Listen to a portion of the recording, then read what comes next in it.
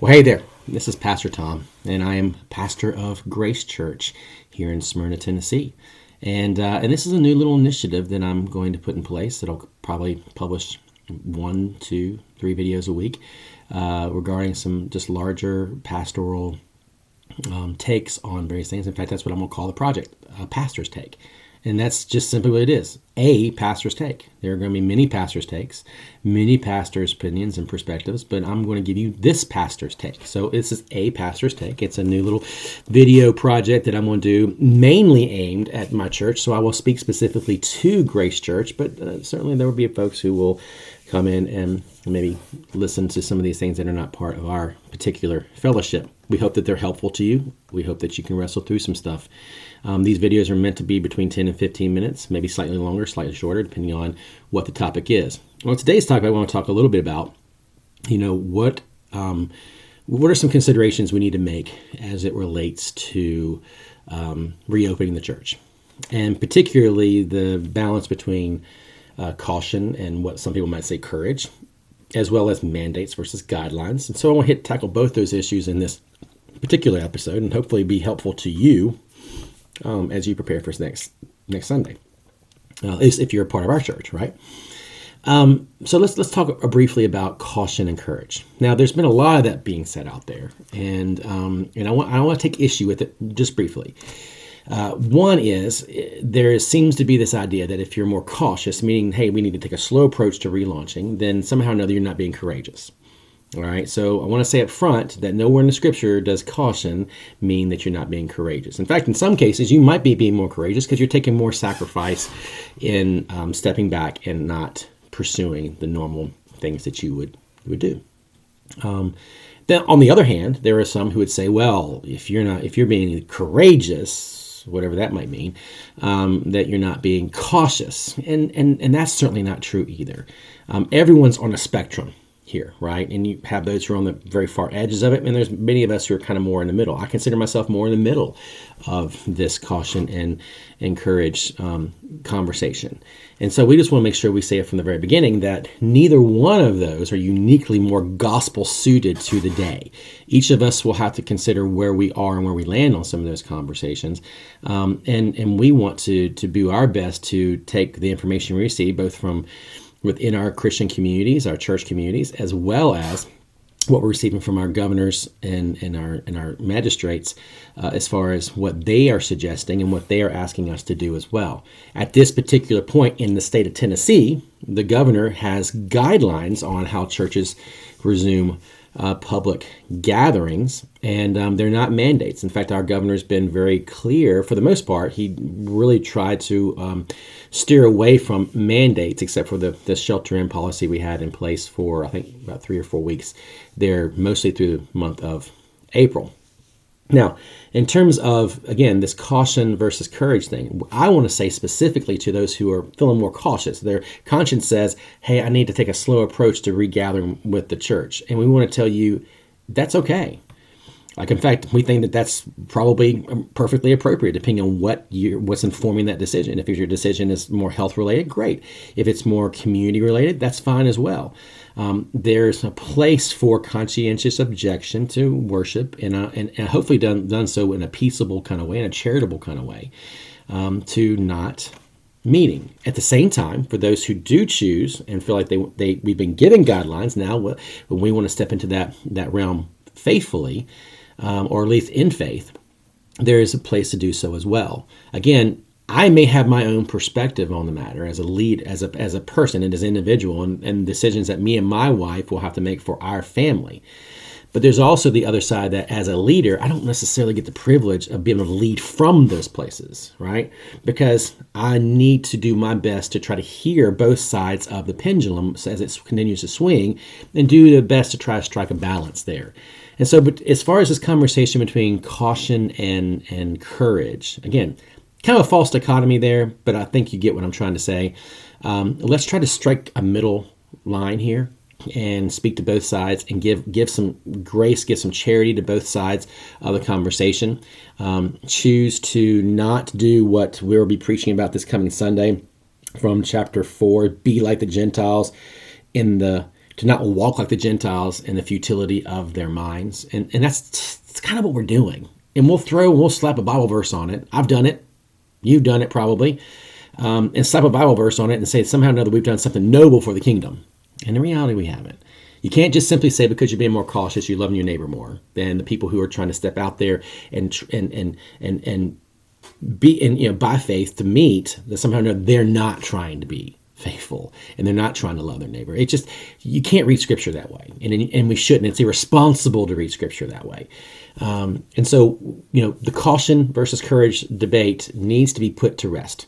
And we need churches to lead by example as we move forward. And so we are choosing to ask our church, Grace Church in Smyrna, Tennessee, to lead by example between these two tensions of caution and courage.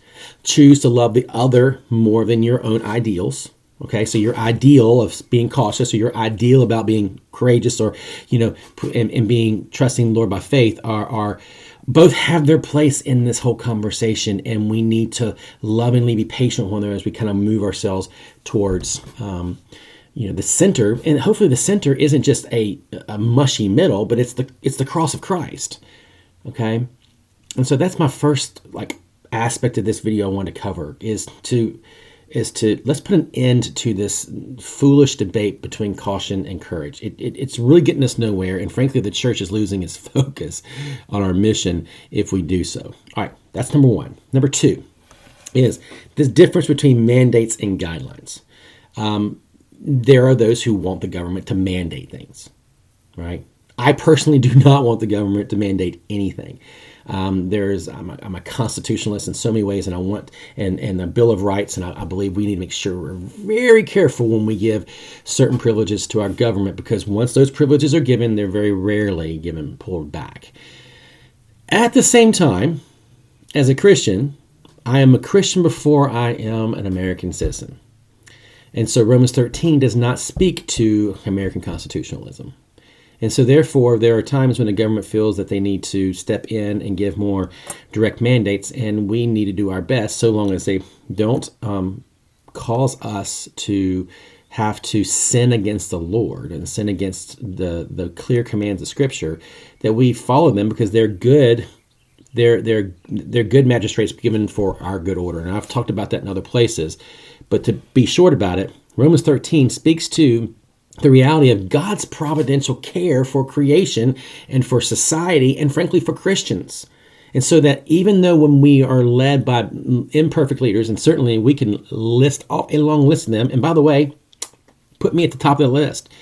I'm not a magistrate, but I'm certainly a leader, and I fall well short of the mark every day. So let's extend charity and grace to those who may not fall into the same camp as us. And let's also give charity and grace to the fact that, everyone's trying to figure this out. And let's not assume the worst. And let's certainly not assume conspiracy theory behind all these things, because those things are foolish and vain discussions that the Bible clearly condemns. But as it relates to mandates and guidelines, I certainly would be more comfortable in the guidelines. But the problem with guidelines are they're simply that. They're guidelines. And that means for guys like myself who lead congregations, I have to kind of still lead by faith in this. But isn't that kind of the way the Lord works? He doesn't want us just operating off of, this is what you're told. He doesn't operate to us by just straight up rules. He operates with us based on faith, right? The law's there, but he wants us to relate to him by faith and by through his grace and by his love. Okay, so mandates and guidelines, there's a scriptural thing there, right? But yet, at the same time, as pastors, we are still required to take the guidelines and in some measure create mandates for the church. And those are not always easy. To try to take what the governor said and try to make mandates out of them and put more responsibility. So I think it's very important that when we start thinking about this whole idea of mandates, that we recognize that ultimately pastors are not called to be health gurus. Christians aren't called to be health gurus. They're not called to be magistrates. We're called into our role as spiritual leaders for a reason, shepherds. And yet we're thrust into this world, this weird, contentious, awkward, nuanced world that we're in right now, and we still have to make decisions what we feel is best as we shepherd the church. So, There are guidelines that the governor of Tennessee has put in place for houses of worship, and we are seeking to apply those guidelines into the church, and some of which will become mandates, and some of them will remain guidelines. And so we're trying to parse the two. We will not do it perfectly. Other churches will choose to do it differently, but we're going to have to be okay with that. And trust that God will bring the people and will use the people the way he wishes to use it, and all these kinds of things. I stay in touch with other pastors frequently, and we agree on a lot of areas, most areas, and then we disagree on some others. So mandates for us as a church are simply social distancing, clean, safe, sanitized facilities, at least in the social distancing aspect, and that means family units stay in social distance. In our church, it's a mandatory reality that families will stay together. Children will not be allowed to go and and play and connect with other children. As much as that pains me to say, I love seeing kids run around the building. I love seeing kids playing. I don't want to ever stigmatize them in any way, but the reality is this is where we are in society, and I didn't put us there. And frankly, as much as any of us may want to think, our government didn't necessarily put us there. We have a very serious health threat that some people don't feel as much of a health threat, but it's definitely enough to say that it can cause some significant damage in a very short period of time. And that's where I land, at least. So mandates are 6 feet between family units. Family units got to stay together while on property. That's a non-negotiable. Using the sanitizing aids that you will have in the restrooms so that the restrooms are nice and clean and sanitized for the person who's following you using the restroom. Fellowship from your row while you're in the building, not meandering about the space and ignoring 6 feet between family units. So sit in your row, connecting with the people in the row in front of you and row back. 6 feet's not that big of a difference. Just sit in your seat and talk. Have fun. Enjoy the time. Bring your coffee. Enjoy the moment. It's going to be awesome because we're going to be so excited about being back together. Go outside. Once we're done, we'll dismiss in an orderly fashion. Go stand and hang out in your family unit and just kind of meander about and talk to people as much as possible, and then go home. If you choose to do something beyond this at your own home, in your own time, like I have no desire to try to tell you what you should do beyond this moment. I'm just trying to create a space for as many people to be comfortable gathering, and I think that's a responsibility each one of us has as God's people, as a member of Grace Church, at least specifically. So mandates of 6 feet between families and sanitizing the space that you're using as you're going through. Fellowship, that we maintain 6 feet between when we're having times of fellowship. Mandate of patience and charity with one another. Like, that's not God, man. That's a mandate in Scripture. Be patient. Be charitable. When you're singing, be mindful of people around you, of course. I mean, we want people to sing. We're going to sing. Like, I'm just not convinced of the reality that we shouldn't sing. But we'll give you a worship guide, and if you're not wearing a mask, put the worship guide in front of you, and it'll have the words on it. It'll be all fine. It'll be good. I mean, again, everything's a risk. Mandates are take personal health assessment. If you've had a temperature or had some kind of symptoms, a temperature of 100.4 within 48 hours, don't come to worship. Love the people enough there, even if you would feel comfortable coming on to worship, please just stay home. Not because we don't want to see you. We hope to see you very soon. But just do the best for someone else.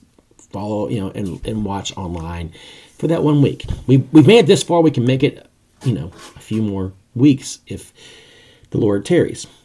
And of course, if you test positive, let us know. Not because we're going to rake you over the coals, because none of one can control this, but that we can make sure that we adequately protect the church and obviously alert anyone who may have been in contact. Okay?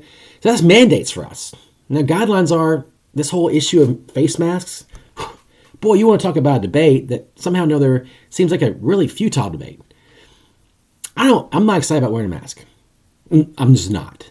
But I'm going to have a mask available. I'm going to wear it in some certain circumstances, and I'm not in others. I'm just going to tell you that as one of your pastors. That's me personally, what I'm going to do.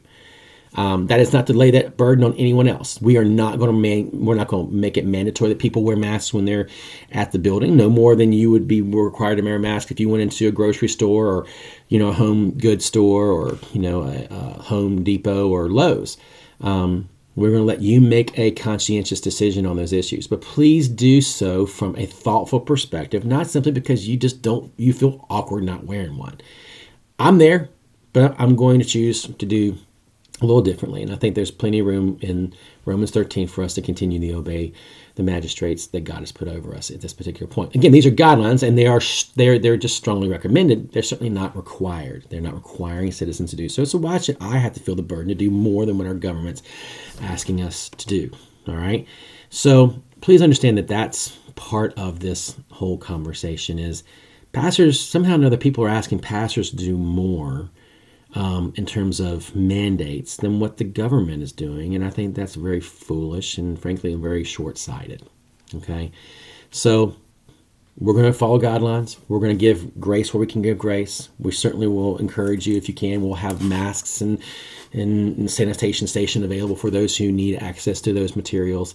And we will not retreat. We won't retreat. We'll trust the Lord in these things, and those who feel comfortable coming, great. If those who don't, great. And we're going to extend charity and grace in these things. We're going to love each other. We're not going to condemn each other if we don't meet each other's expectations. That's just so contrary to the gospel and the call we have as God's people. Reach conclusions on your own, reading scripture, praying, getting counsel from other believers, from your leaders, and let's trust the Lord in all these things. All right. So there's my first official episode of A Pastor's Take. Do with it what you will. You want to light me up and disagree with me, that's perfectly fine. I have also the freedom to ignore you. Okay, but these decisions weren't decisions I made. These were decisions that I made with a team of 4 elders, a team of 10 more deacons in our church. And of course, through the guidelines that have been given to us through the state government. So that's where we are, and that's where we're going to be. And I trust that these will be encouragements to you in the days to come. So I went a little bit longer today, 17 minutes, a little over 17 minutes. But I love you, and I hope that you, church, Grace Church, and anyone else who's listening to this, find this to be challenging and thoughtful. And hit me up if you have any questions or thoughts, okay?